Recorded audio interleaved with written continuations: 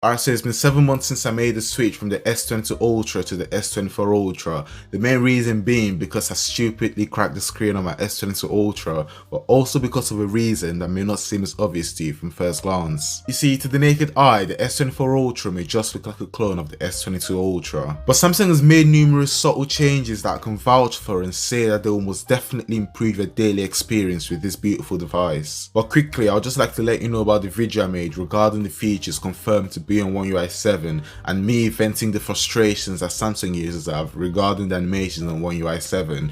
It's going to be in a video card somewhere, either the top right or the top left of this video. Moving on, the display on Samsung's flagship this year came with some controversy, and if you know Samsung, this is quite unusual. However, no matter what happens, you can always expect Samsung to deliver with their displays. S24 Ultra will come with Corning Gorilla Glass armor. This is the usual stuff you get every year, and pro tip, no matter how much stronger a company says the glass is glass and glass will break, according to Jerry Everything. It's the usual Quad HD Plus display that comes with 120Hz refresh rate, but the thing that sets this display separate to the ones from previous years is that previous anti-glare coating. Its main purpose is to increase your phone's visibility in direct sunlight, and it does this by reducing your phone's glare by up to 75%. This is one of the only times I can say that the numbers on paper actually reflects the real world benefit. The first time you experience this anti-glare coating will leave you so spoiled to the point you start looking at other phones and think they look cheap because of how bad your phone reflects in sunlight. Unfortunately though, adding screen protectors, especially tempered glass screen protectors,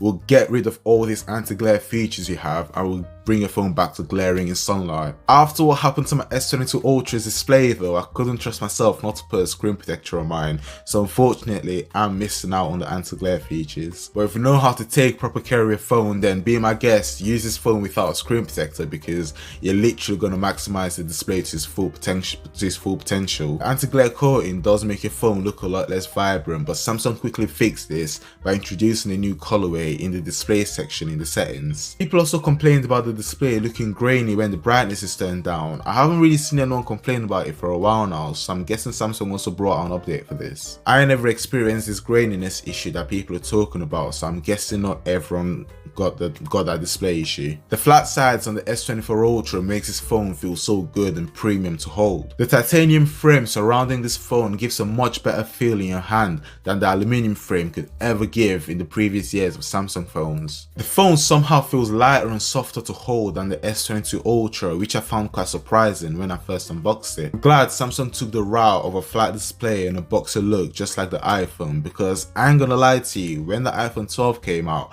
I instantly fell in love with its flat sides and flat display. I couldn't wait for the day Samsung would follow that type of design because I knew they would. Apple is their main competitor. That day finally came. If anyone was to ask me what attracted me to the S24 Ultra the most, I will definitely say its looks. This phone looks and reminds me a lot of the Note 7. Rest in peace. There's also various little details around the phone that differentiates this from the S22 Ultra. Some examples are the different button designs, the slit instead of the grills for the speakers, and the camera housing is a bit bigger as well this year. However, they do say that beauty doesn't come without pain, literally. Holding the S24 Ultra for long periods at a time, especially one-handed, can strain your hand and fingers to the point it becomes uncomfortable. This is normal though and should be expected from a phone this big. I can also see a lot of reviewers complaining and saying that the corners on the S24 Ultra is too sharp and that if you hold it, it's going to just dig into your hand and cause a lot of pain.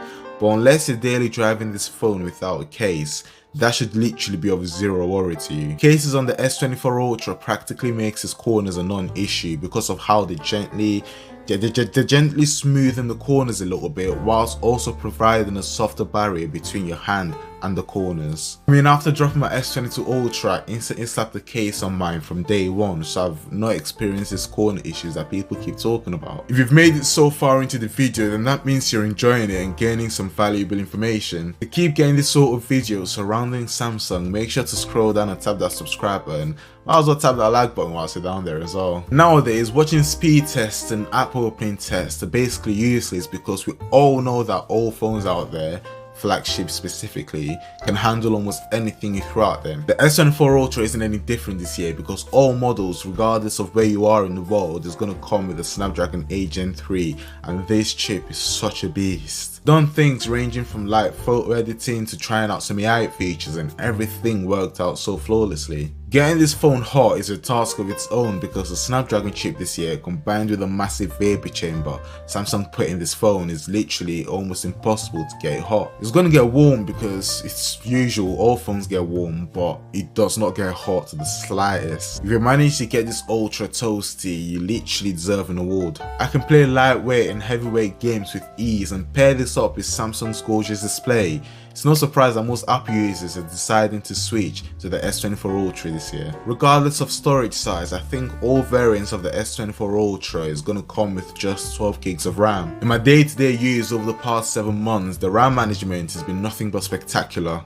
I rarely ever see apps refresh and they can be open for days at a time. I'd also like to know if it's just me that has like a million background apps open and doesn't clear any of them. Let me know down in the comments if you do the same as well. The first time I used the camera on the S24 Ultra, I was literally blown away. The pictures were popping and it was literally Instagram ready. I wouldn't call it a night and day difference with the S22 Ultra, but there were some noticeable differences. The skin tones were much better, the focus was a lot better as well, and Samsung introduced this new technology that keeps the edges around the photo in focus, which creates this cleaner and more crispy look to it. The S22 Ultra did not have this technology because if you zoomed into the corners of the pictures taken on the S22 Ultra, it's going to look a bit blurry to you. The shutter speed is also so much faster and more responsive. I could actively see Samsung working on this over the years because if I'm being honest, the shutter speed on Samsung phones have not been the best. The video on the S24 Ultra is good, not excellent but good. It does its job and it's a steady eddy, it will not disappoint you. I mean, the video you're watching right now is recorded on my S24 Ultra and all the previous videos on my channel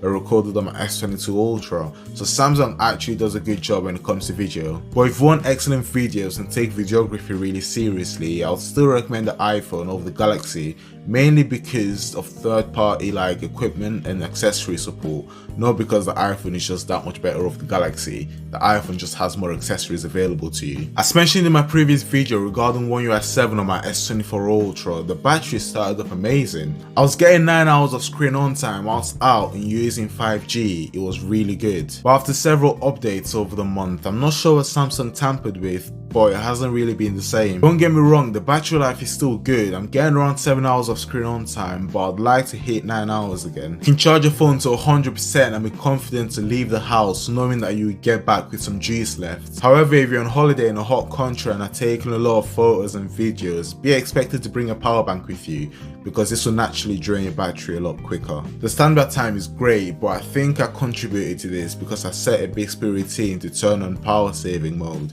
whenever I go to sleep. I turn on power saving mode because this turns off the always on display that like shows just whole screen, not just numbers but like the whole screen, and that is a huge battery zapper really. So how will I describe my last 7 months with this beautiful phone? I'd say I can't really fault it and it's been really good to me. One UI 7 is going to make me fall in love with this device more than I already do because all it's lacking is some consistent animations. Would I recommend you to buy this phone?